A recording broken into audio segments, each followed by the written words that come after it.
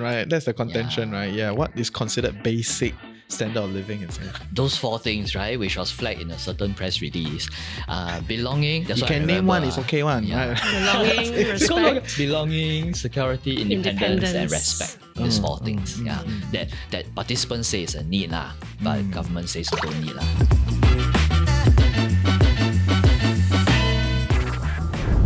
Maybe just kind of introduce yourself. Who are you? What do you do? And all that jazz. Okay, my name is Yenn. I'm a sociologist and I've been working at NTU for the last 15 years. I do research on poverty and inequality, and also I'm very interested in issues around care and work. Because of those interests in care and work, I think I'm particularly interested also in gender and gender inequality. Wow, okay. And you're a best-selling author. Never tell everybody, right? Like, I wrote a book called This Is What Inequality Looks Like. yeah. And is it the best-selling book, the ethos book ever sold? It is a best-selling book. Yeah. Nice. Read the book. I love it. Right? I read the book and Thank it was going around. Like my friends were like, hey, read this book. It's good. Give you insights. And we can talk more later, right? Thank you. Yes. Yeah. And Kok Hoe, you want to introduce yourself? Hi, I'm Kok Hoe. I am a social policy researcher at the Lee Kuan Yew School of Public Policy. I mainly, in my research work, look at housing and money. So housing security and insecurity and homelessness. And then on the money side, I started looking at retirement income issues. And then later on, got interested in this broader issue of how much money is enough. Yeah, that's how we ended up doing this piece of research on minimum income standards. Nice. Yeah. And you guys are the ones behind whatsenough.sg. Yeah. And I reference that a lot. So please check out the website, whatsenough.sg. It's great. It's a great reference point because I think a lot of our listeners, as much as they're like middle, high income earners, they feel very uncertain. Right, because like sometimes the goalposts keep moving. Sometimes every year the report comes in 1 million, 2 million. Like the number just keeps going up. So what's really enough, right? And I think that's why I wanted to get you guys in. Of course, to talk a little bit about your research, the whole thing, and also at the same time, kind of give our audience some references on like, okay, what is a number that we can plan towards, right? So maybe before we give the magic number, okay, you must stay to the end. Then you will know the magic number, right? Maybe you can just kind of walk us through like, this minimum income report that you guys have. Yeah, sure. So the work started, both Kok Hoe and I, have been doing work on inequality for a couple of years. In the process of doing that work, a lot of times we encounter this question, yeah? If you are so clever, you've talked about all these problems, what is the solution? Yes. And for academics, this can be a very difficult question to answer because actually a lot of our mode of operation is figure out problems as to how to think critically about an issue. And it's not often the case we get asked this question so directly, what is the solution? And I think in the process of trying to think about that, we decided that one way to begin to answer that question is to say, if the problem is that there are these groups of people who don't have enough, then what is enough? And who should be involved in saying what is enough, right? And so this is how we started on this work of using focus group discussions that brings together ordinary Singaporeans from diverse walks of life and coming together to think about what should a basic standard of living in Singapore be today? What should it encompass? What kinds of capacities or opportunities should it encompass? And then what kinds of things should be included in this budget? Great. Love it. You want to add anything? Because often, and I'm sure we're going to talk about it later, we get questions about the method, right? So the number is only... You can only trust the number if you calculated it in a reliable way, right? So of course people are very interested in the method behind the number. So we get a lot of methods questions, and we will explain and we'll defend. But we don't often get to tell people that we didn't start off this work, right? Kind of having any personal attachment to the method. We ask those same questions that if we want to come up with a number, what's the best way to do it? We had internally within the team gone through a process of considering all the various options for coming up with a number like this before we settle on the method that Yenn just described, right? A consensual approach based on focus groups with members of public. So a lot of the methods questions went through our minds. We were looking around for how to do it, and then we found this study that at that time we started thinking about this in 2016, and at that point this particular way of doing this research had already been done in UK for quite a number of years. Right? So we studied what they did, at first just on our own, and then we reached out to them. We met them first online, and then we traveled to the UK to watch them in action, watch them conduct these focus groups to kind of convince ourselves that okay, this works. So some of those questions, when they say that if in a focus group, what if somebody comes up with a very wild suggestion, wouldn't it sway your results? We are very confident about the robustness of the method, maybe because we saw it for ourselves. Interesting. And actually the UK is quite advanced in gerontology studies. A lot of these kind of like aged studies, it's quite a lot of reports coming out from the UK, yeah? I mean, at least I've read quite a few of them. Yeah, it's quite interesting. I think in general they have a stronger ecosystem. No, I think not just sort of older studies of older persons, but I think they have a stronger ecosystem of social policy research. Yeah, don't you say? Yeah, because and it comes out of an ecosystem. We always say it's not that they have individually brilliant intellectuals, which they do, but these people came out of an ecosystem which nurtures, supports, and then encourages people doing this sort of work to exist, generation after generation. And by ecosystem, I'm referring not just to universities where people have kind of freedom to pursue research, all streams of research independently and freely. Their ecosystem also includes NGOs who will then take their work and then do advocacy. There'll be think tanks that will specialize in small niches, but then they will drill down very deeply into very specific issues. And then of course a media that will shine the light, right, on their work and get people interested. So it's within this context that kind of research exists. But just for the sake of the audience that only listen to us, we're just gonna walk us through like this method, and all that. Essentially, we do waves of focus groups, right? What I mean is that we schedule the focus groups in such a way that at each stage of the project they have a slightly different task. So first wave of focus groups, we ask the participants, what do you think a basic standard of living in Singapore today means? We want to get at people's words. And how people understand the idea of basic, right? So we have full focus groups where we are not getting into items and prices yet. We're just asking people what you think it means, right? So we gather all those responses, we challenge people, we ask them more questions every time they say something, and the people listen to each other, they respond to other people's responses. We gather all those data, and then that's how the definition of a basic standard of living came about. The definition which in recent months, I think people online also have been discussing because it talks about what basic means.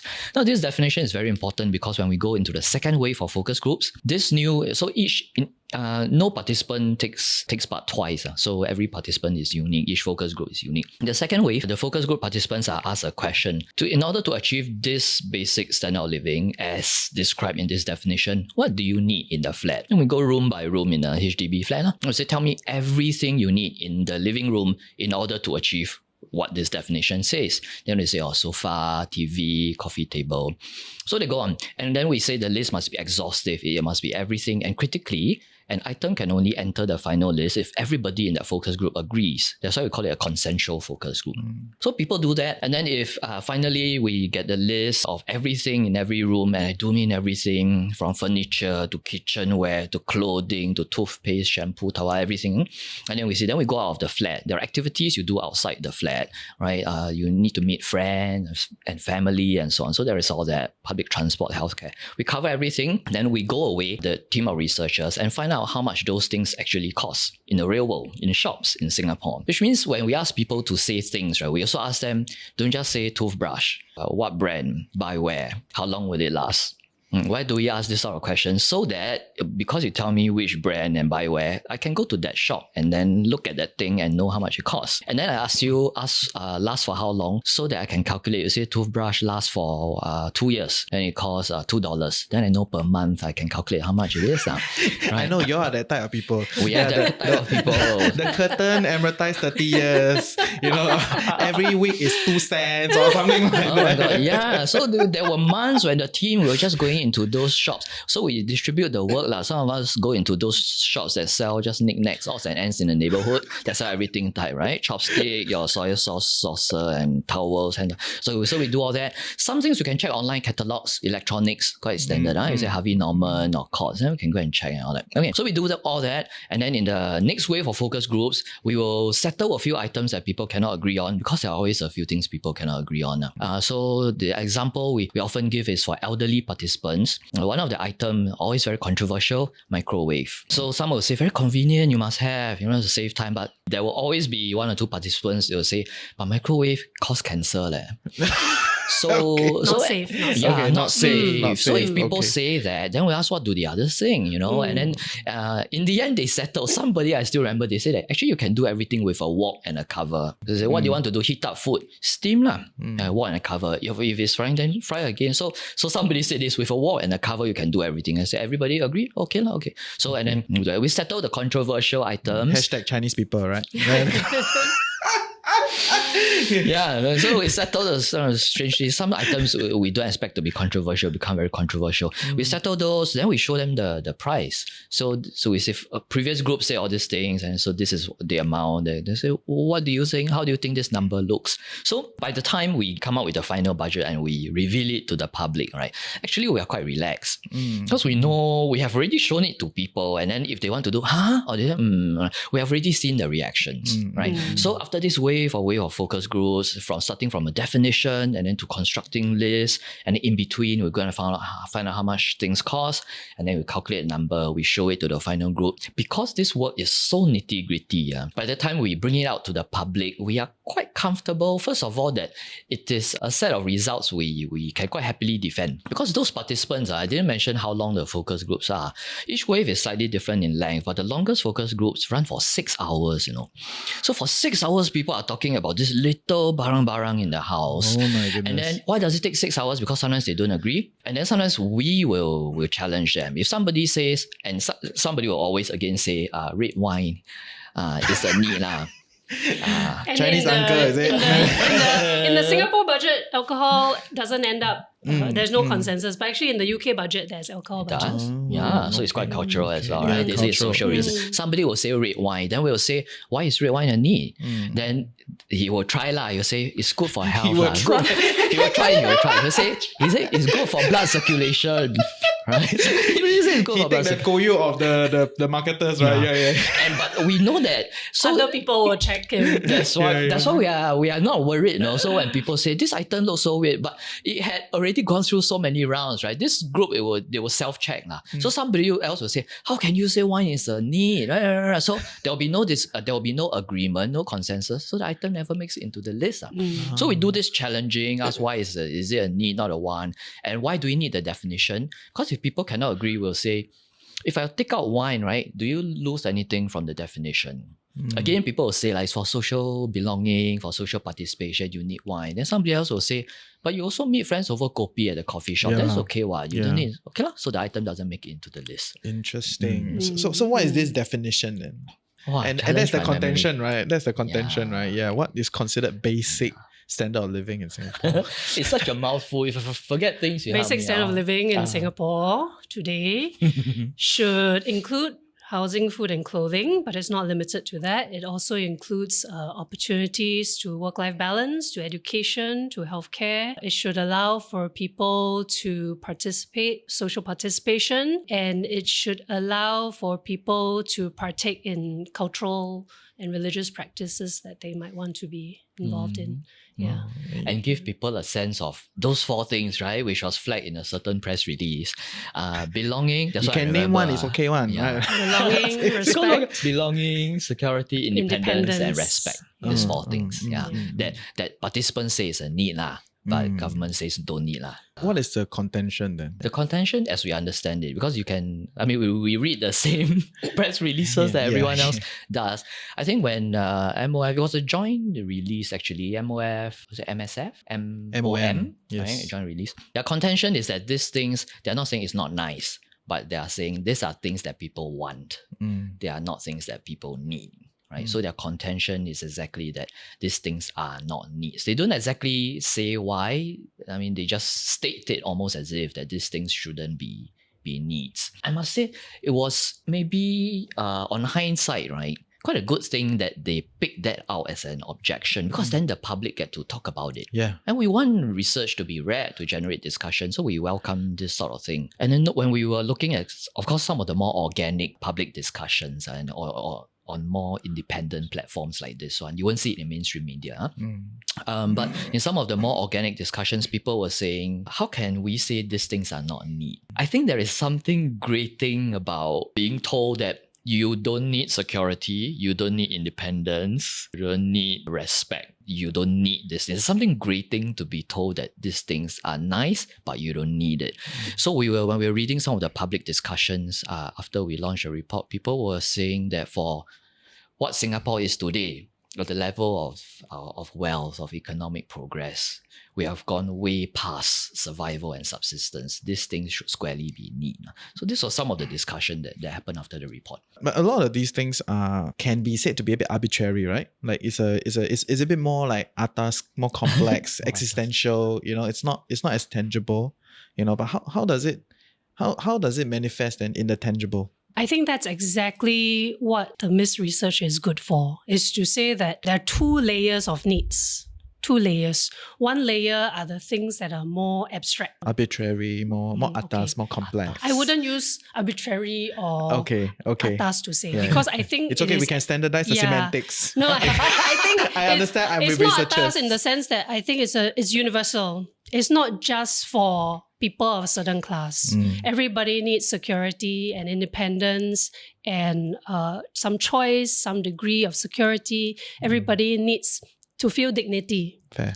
That one is universal, and it should not be dependent on how wealthy or poor a person is. Fair. Right? It should not depend on wealth. Everyone deserves to have that. That's basic. So there's one layer that is about those things. Is the more abstract.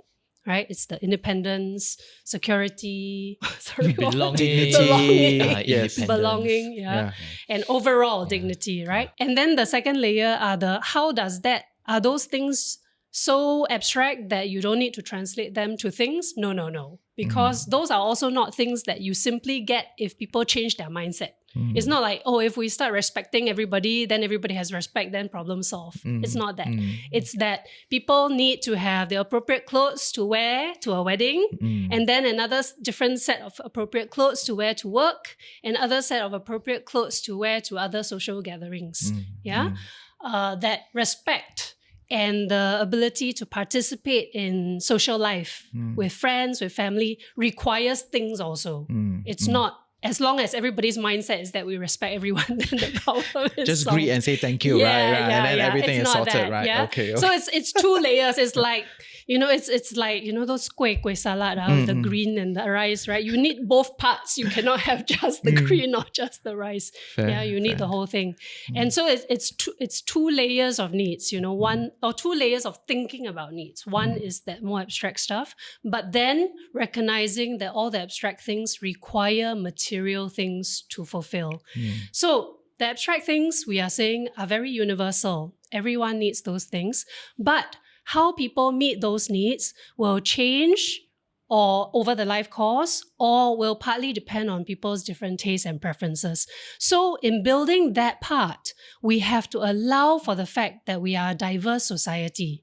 We cannot insist everybody wants, black t-shirts or something like that, something so specific, or that everybody wants the example I really like to give is the bubble tea one, where the young people are like, there's a need.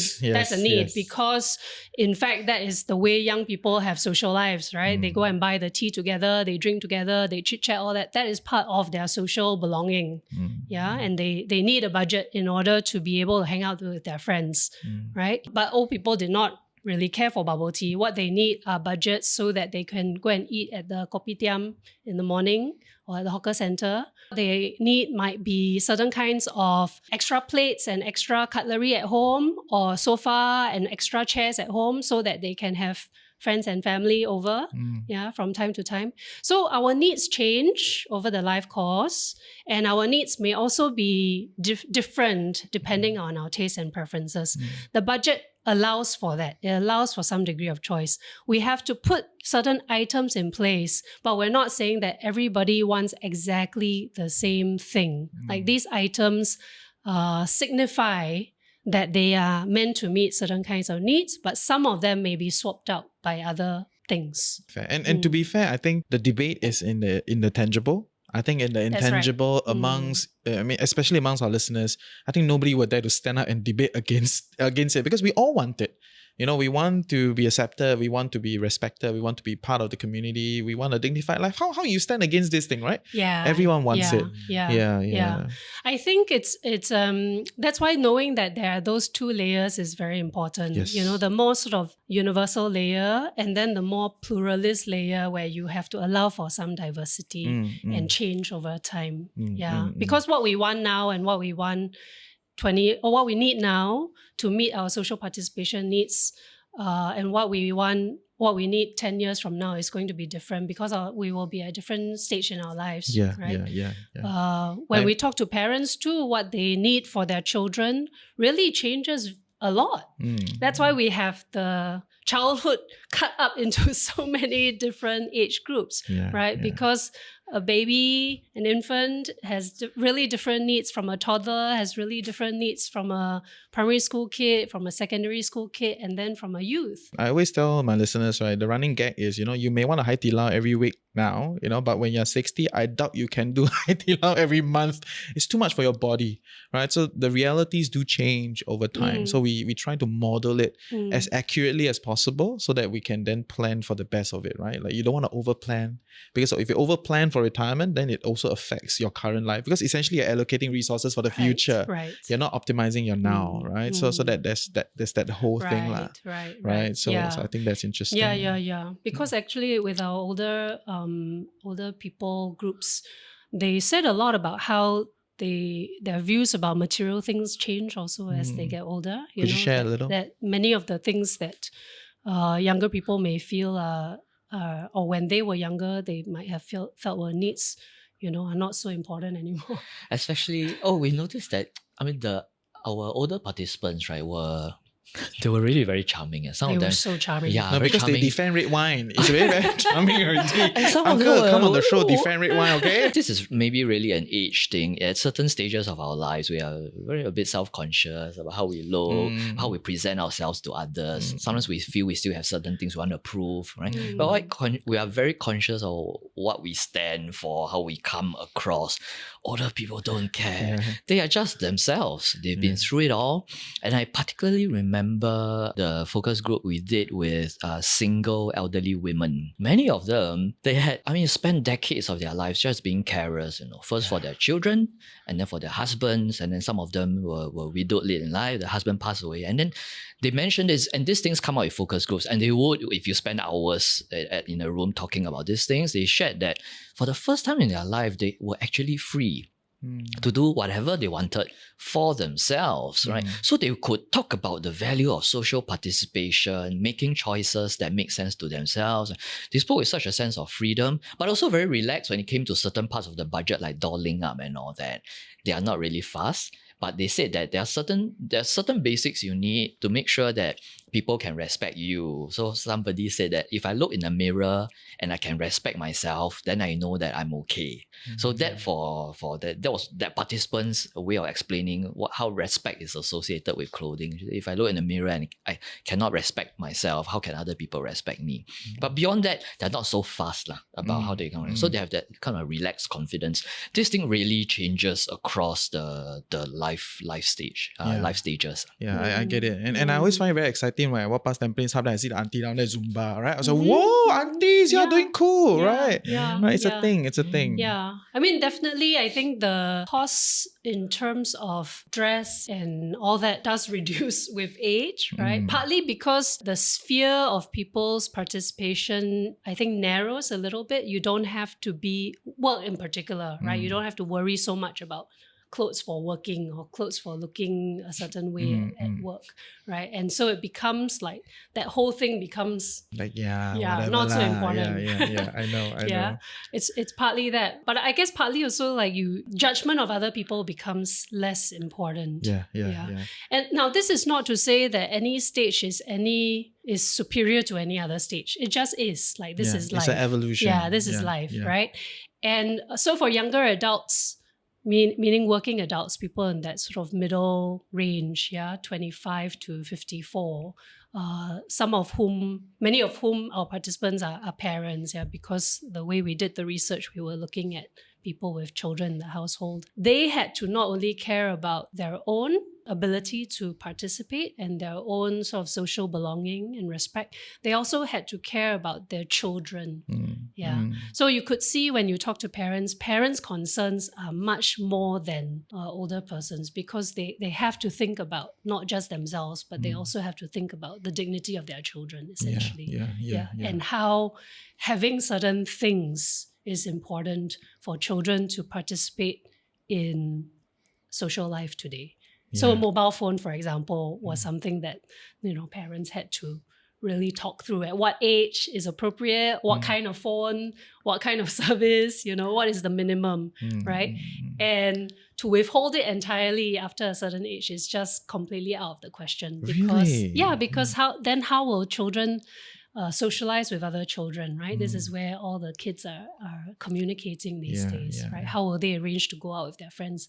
So, of course, parents are very concerned.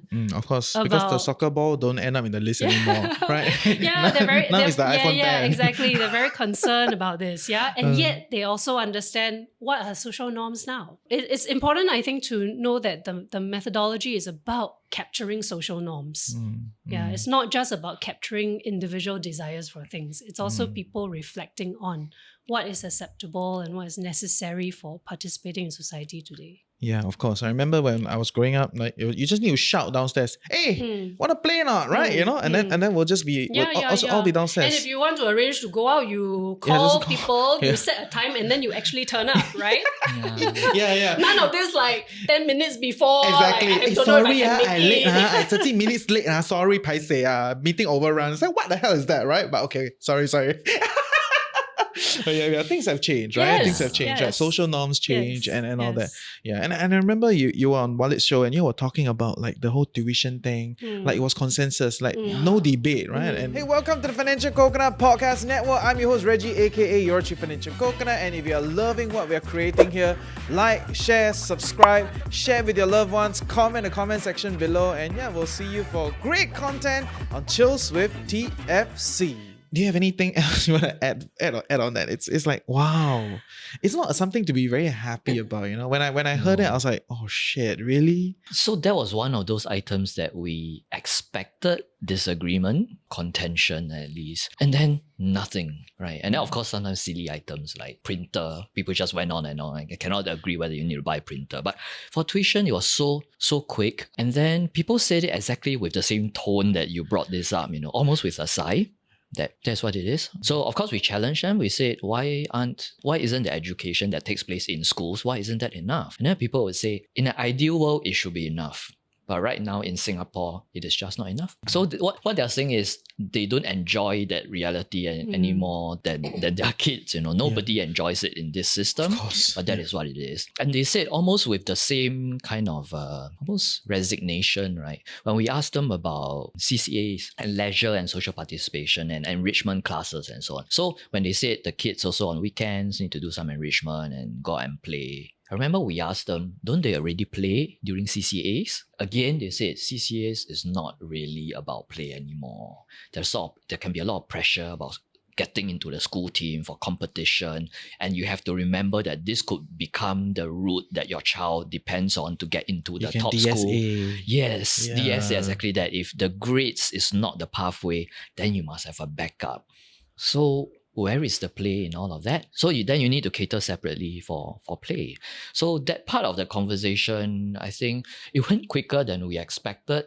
but not in a happy way. It was quite sobering. It's true. I mean, we had a discussion around this whole DSA thing also, because I think in the Forward Singapore motion, it was they plan to do more of it, right? And of course, it's one of those policies where, you know, on surface sounds very good, right? Different kids, you know, they give kind of highlight everyone's strengths and all that, which is great, you know. But then you realize that when you open that up, then the whole thing becomes a competition also, right? Then it becomes a capital stacking process also, right? So that whole thing just, you know, it's a much longer discussion, right? Yeah, Not I mean, for today. the reality is that many of these have become, instead of places where children can simply learn and enjoy, they have become ways of assessing opportunities to important things that have concrete sort of consequences for their lives. Yeah, in our social standards, right? Yeah. And so parents are very aware of that, I think. And there's a sense of resignation when they talk about it. I mean, these are places in the focus group discussion where there was no argument over tuition being a basic need, but there was a fair bit of expression of, I guess, angst and unease over the fact that it is a basic need.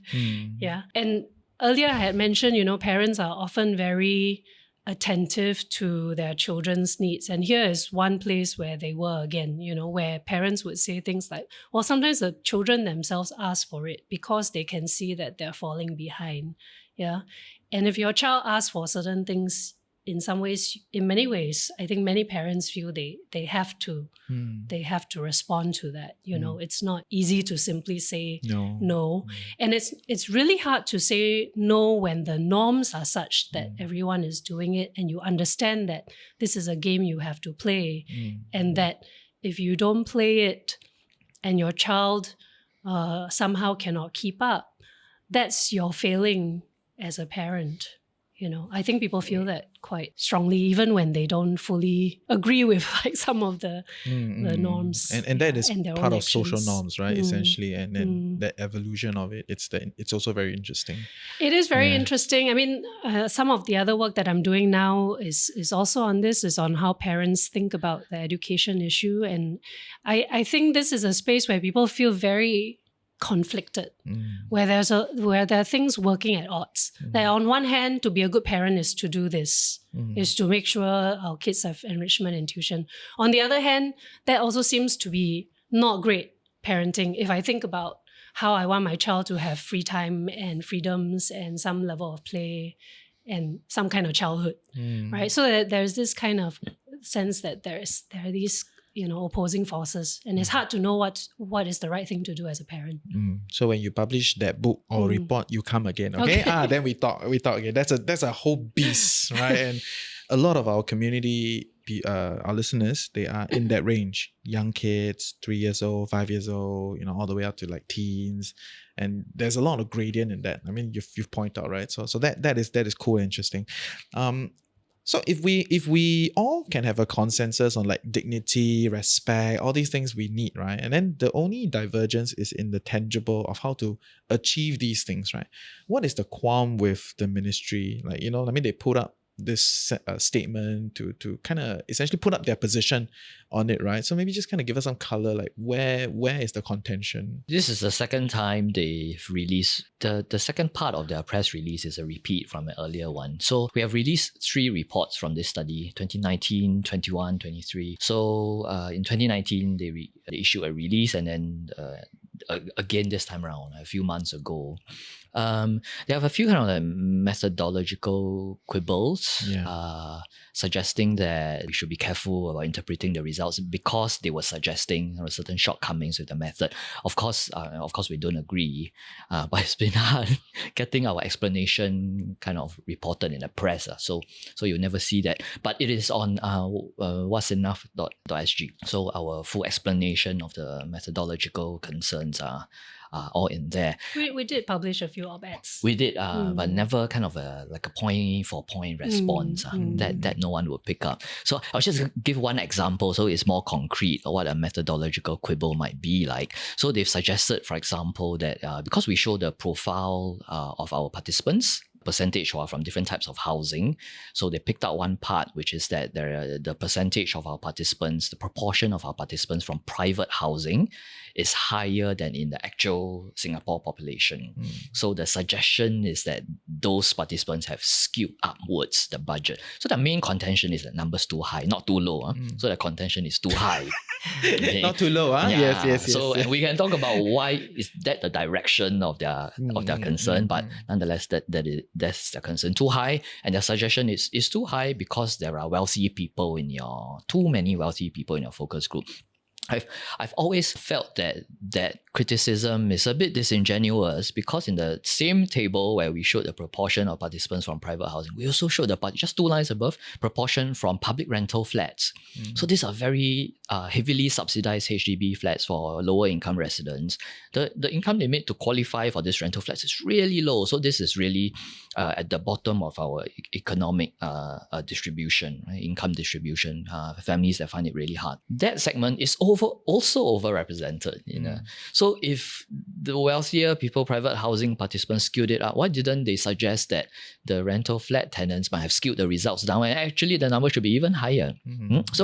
So there are some of these methodological quibbles. But this time around, the second time they issued a press release, it was for us, they repeated the methodological quibbles because there was never a public response from us. But they added a few more interesting points. We found it very interesting. The idea that belonging, security, independence, and respect are what people want, not what people need. So I thought that was interesting. That again is their way of suggesting it's a different way of making the same argument. Therefore, your numbers are too high because you are including good to have, the items that will translate into these intangibles which people don't really need. Right? And then of course they like to cite as examples a few items that I think they feel will come across as controversial to people. So I think they mentioned jewelry, perfume, overseas holiday. So those 3 things are jewelry, perfume, and overseas holidays. And I mentioned before, because we spent so much time talking to the participants, we also asked them why you need perfume?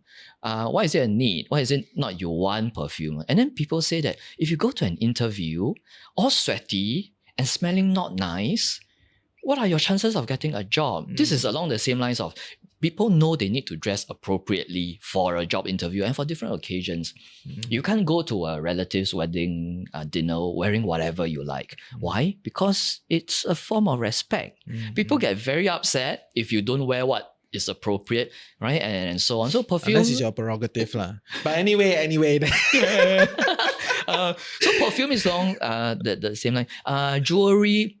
I mean, they use the term jewelry, but actually within the spreadsheet, we give examples as well. We mean fashion accessories. A brooch, maybe earrings, hair clips. It was $50 a year.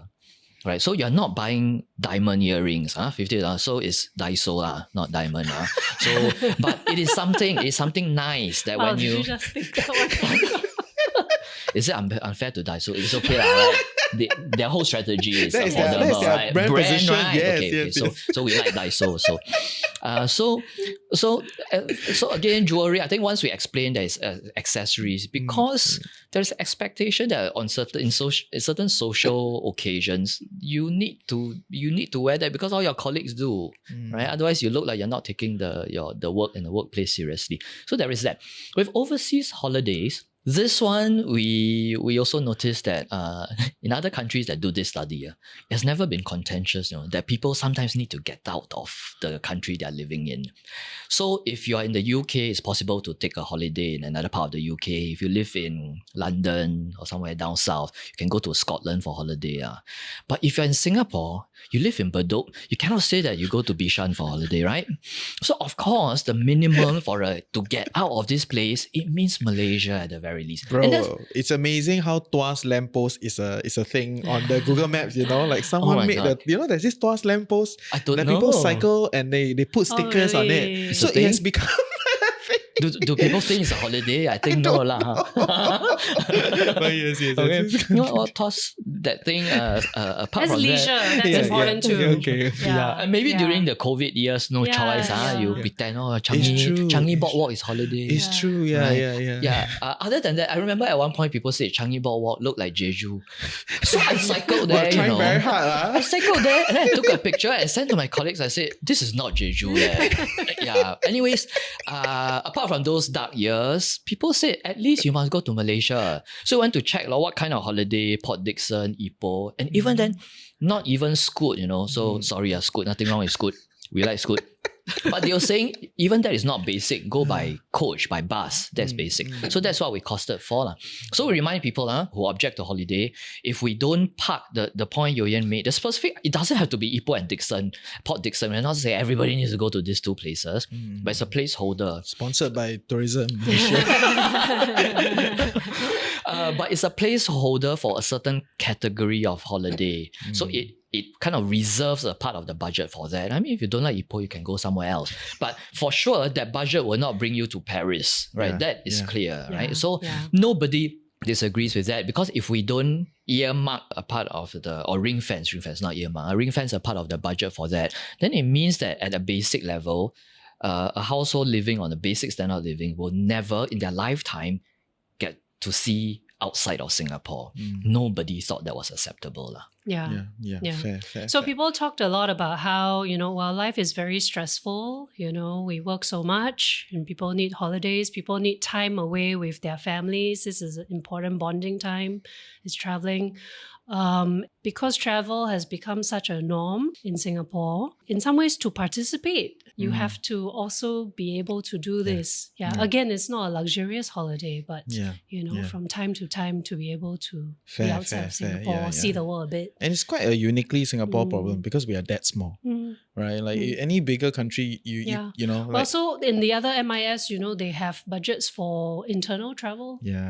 Or since they are in Europe, I guess they can also think of travel within Europe. It's much cheaper. Take the Dover ferry all the way. Right. Also, that's the cheapest way. It is. Yeah. We also talked, mentioned to our participants, because we have this budget doesn't mean every year Madam M or Mr. M have to use, exactly this budget. They could also decide we won't travel for 3 years and then we save up that money, and with that 3-year budget, we can go somewhere further, right? And they thought that was a reasonable way to think about travel as well. Fair. Okay. This is a basic, not a luxurious kind of budget. Fair. Okay, very, very interesting. And I think maybe I could just kind of share my thoughts, right, based on this. Essentially, I think a big part of the contention with the government is more like, okay, now if this is the accepted reference, right, then everything else have to move along, right? Is that kind of the situation? Because if what you guys are setting is a bit higher, of course the debate is on like, what is considered basic, right? And that one we can debate until the cow come home, right? But it's more like just on the ultimate number that you guys are pushing for is higher than where the government stands. So if they come up with all this because they don't want to shift that number, it's going to affect every other thing. Is that kind of how to think about it? It's not ideological, you know what I mean? In this one, you don't sweat. Exactly. Because we are a finance podcast, right? Okay. It's a numbers thing, right? Like then the reference point becomes the GST budget, the rebate become different. CPF annuity, CPF life become different number, because everything is reference to internal, standard, right? If we believe that 3005 is the standard, all the social policies will shift along, right? And that is a big thing. Yeah. I think one of the most important parts of the most recent report, we do this in every report, but the most recent one that we published was the shortest of the three, right? And so in some ways it pops the most, because within those short pages, this is a big part of what we do, is that we use our numbers and we compare it to various things. We compare it to real incomes. We compare it to various social policies. Because we do that, it's a very direct critique that, there are so many households who live below what we've said is a minimum income standard, that the various goodies handouts Handouts. throughout especially the last 2 years. Yes, yeah. Add up to only very minuscule percentage of what households actually need. I think what MIS does and what these benchmarks allow us to do is to allow us to see $500. Is $500 a lot or a little? Let's see. Let's compare it to what a household actually needs, right? Or how much did we just get? I mean, I think it's a GST The thing, Yeah. right? Yeah. I don't know. I love that you don't know, because that means it does not matter. Right, that's right. Right. But Yeah. For us, I mean, like, I don't think about it also. Yeah. And that's a Yeah. good position to be in. Exactly. Yes. But if, again, sometimes the amounts can seem like a lot, right? And when they're announced, it's always in, multiple millions, of course, that it costs overall. But then if you compare it to what a household actually needs, what does it amount to, right? Oftentimes, it is really a drop in the ocean. And I think that is that's a strong critique. And earlier I said this, the criticism, right? The government's criticism is in one direction. They're not saying your number is not accurate, try again. They're saying your number specifically, they're saying your number is too high, right? So I think your gut about it's because it makes other provisions everything look has to low, change, yes, right? yes. Relative to this, I think is very on point. So otherwise, their criticism would be a generic one, not accurate. They didn't say not accurate, they say too high, right? So then, but I think it's also important to point out, and this again came up in some of the public discussion that we saw online. People say that if you are saying that this is not the correct or best way of measuring, usually what should you follow up with? You say, instead, we measure it this way. But there isn't, Yeah. So the criticism is simply that this is not a good way of measuring. Finish already. Yeah. Right? So when the criticism is framed that way, it can give people the impression that you just don't want it to be measured at all, right? Not that you want it to be measured accurately, because you're not offering an alternative, right? This was something, not just public debate, it was raised in Parliament. Yeah. PAP, MP, MPRs, right? Yeah, So shout if out you- to you. Jurong GRC. Wow, very on the finger. Yeah, I know. Yeah. That was very Well done. impressive. Yes, Well thank done, you. yeah. Thank you. Shout out to you, Aminan. We blinked a few times Yes, also. yes, Say, yes. who asked? Exactly. When I was like, what's going on? Because I'm one of those people that listen to the Parliament debate. So I was like, Well done, you. what? So Yeah. it's very interesting. Yeah. Because a serious criticism would be, this is not the best way. We disagree with your way. This is our way. Yeah, let's put out our methodology. Right? It cannot yeah. be just don't do this. Yeah, Because yeah. that doesn't advance the discussion. Yeah, right? yeah, I suppose there is something in the fact that we are criticizing policy at all. It's a bit grating, right? Yeah. And I mean, because this methodology is so represents a kind of different way of approaching who has the right to say what is a basic standard of living, right? It's saying that actually ordinary people should be the ones to figure this out, that should have strong voice and strong representation, right? I think that is not the usual way of doing things in this country. And so that itself is also violating some kind of norm. Yeah. Yeah. Interesting. Yeah.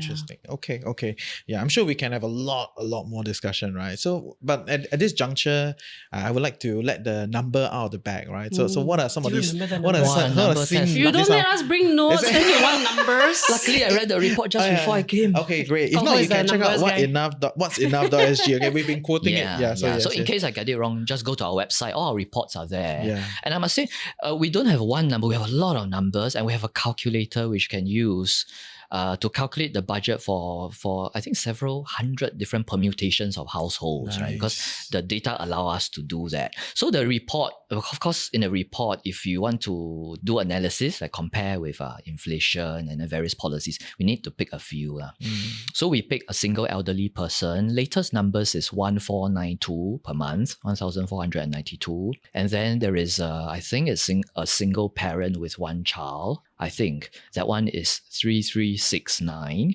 Child expensive, huh? Child very Suddenly expensive. times 2, huh? Yeah, child is very expensive. In fact, the UK team did a special study called The Cost of a Child.